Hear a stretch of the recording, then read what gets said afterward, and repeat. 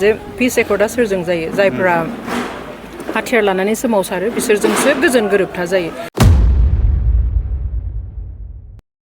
मोनसे कन्डिशनावसो गोरोबथाया फैयो जे दिनैनिफ्राय बेबादि असान्ति जालिया जोङो सोरखारखौ कोअपारेट खालामगोन गासैबो डेभेलपमेन्ट खामानि गासैबो मोनसे ल एन्ड अर्डारनि गेजेराव थाना खामानि मावसिगोन बेफोरबादि मोनसे कन्डिशनावसो एग्रिमेन्टआव फैयो बेनिफ्राय एकर्ड जायो बिनि उनाव दिनै सागानगिरिखौ लाफानानै माखासे बै संगठन जाय संगठननिफ्राय दिनै बे एकर्डा जाफुंलांबाय बिसिनि सोद्रोमा एबा दैदेनगिरिफोरखौ जोबथेसालियाव सोना दोननायानो सोमोनांथाव बाथ्रा मोनसे संगठनजों एकर्ड जानायनि उनाव बे संगठननि मानसिफोरखौ आरो जोबथेसालियाव सोनानै दोनफिननाय बा लाखिबाय थानाय बे खुनु नजिर गैया बेनिख्रुइ बांसिन सोमोनांथावा जाबाय एकर्डनि उनावसो एबा गोरोबथानि उनावसो 2020 मायथाइनि 27 जानुवारिनि उनावसो माखासेखौ जाजमेन्ट होबाय थादों जेरै नियावहाय सानै दिनै एनडिएफबिनि जोहोलावफोर दं जाया गोदोनायाव फासिनि अर्डार मोनबाय दिनैनि बे गा 36थि जा नेशनेल डेम'क्रेटिक फ्रन्ट अफ बर'लेण्डनि मुंख्लं सान बे मुंख्लं सानाव गिबि मुंख्लं बिबांबुरगोरानिसिम लोगोसे बिथांजों लोगोसे जेसेबां बर' हारिनि थाखाय गावबा गाव जिउखौ दान होबाय बिथांमोननिसिम आंनि खुलुमनाय आरो सिबिनायखौ बावहरो आरो आफा इसोरनो आर'ज खालामो जाहाथे बिथांमोननि जिउमाया आलो गोजोनै थायो जोंखौ जेब्लाबो बोर हरो आरो बिथांमोनजों लोगोसे जायफ्रा दिनैसिम बर'नि थाखाय गोबां नागारसारनानै जोबथेसालिफ्राव दङ आरो गुबुन गुबुन दाब दाब जायगायाव गावनि न'आव जेरावखि थाया मानो हारिनि मुङाव खस्थ' लानानै थाबाय बिथांमोननिसिमबो जोंनि सिबिनाय आरो खुलुमनायखौ बावहरो आं बेखौनो बुंनो हास्थायो जे जायफोरनि न'खरनिफ्राय दिनै बेबादि मुंख्लं जालांबाय बा खस्थ' सहायनो गोनां जाबाय बिथांमोननि न'खरा हारिनि थाखाय सानथ्र'हायै अबदान एबा बिहोमा होलांबाय बेवहाय बिथांमोना गोसोआव बांद्राय दुखु लायालासिनो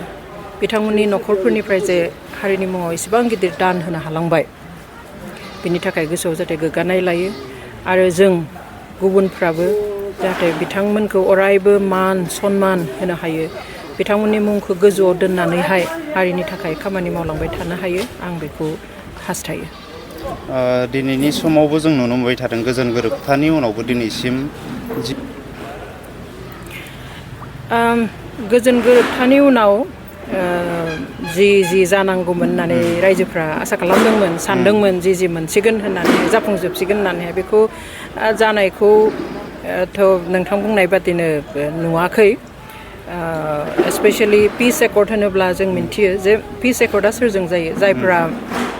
हाथियार लानानै सोमावसारो बिसोरजोंसो गोजोन गोरोबथा जायो आरो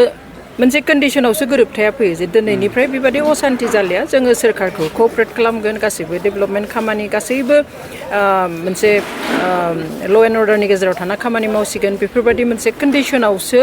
एग्रिमेन्टआव फैयो बेनिफ्राय एकर्ड जायो बिनि उनाव दिनै सागानगिरिखौ लाफानानै माखासे बै संगठन जाय संगठननिफ्राय दिनै बे एकर्डा जाफुंलांबाय बिसिनि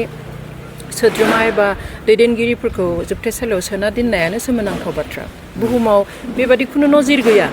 जे मोनसे संगठनजों एकर्ड जानायनि उनाव बे संगठननि मानसिफोरखौ आरो जोबथेसालियाव सोनानै दोनफिननाय बा लाखिबाय थानाय बे खुनु नजिर गैया आरो बेनिख्रुइ बांसिन सोमोनांथावा जाबाय एकर्डनि उनावसो एबा गोरोबथानि उनावसो 2020 मायथाइनि 27 जानुवारिनि उनावसो माखासेखौ जाजमेन्ट होबाय थादों जेरै नियावहाय सानै दिनै एनडिएफबिनि जोहोलावफोर दं जाया गोदोनायाव फासिनि अर्डार मोनबाय बेबो एकर्डनि उनाव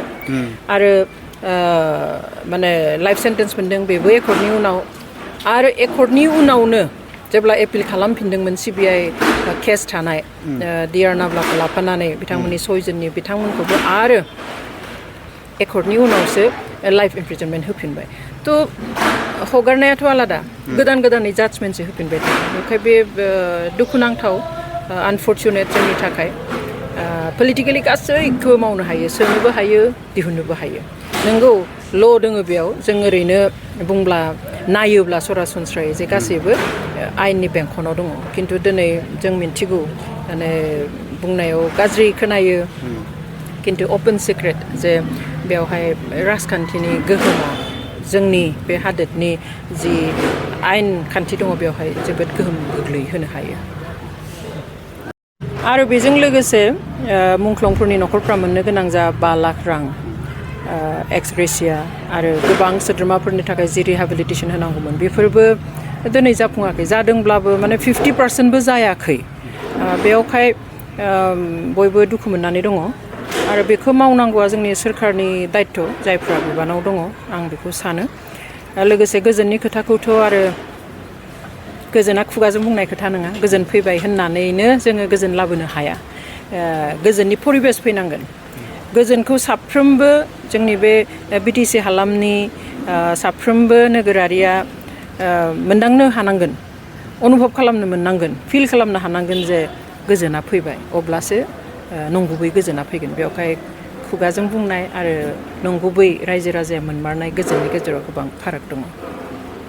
थेंक इउ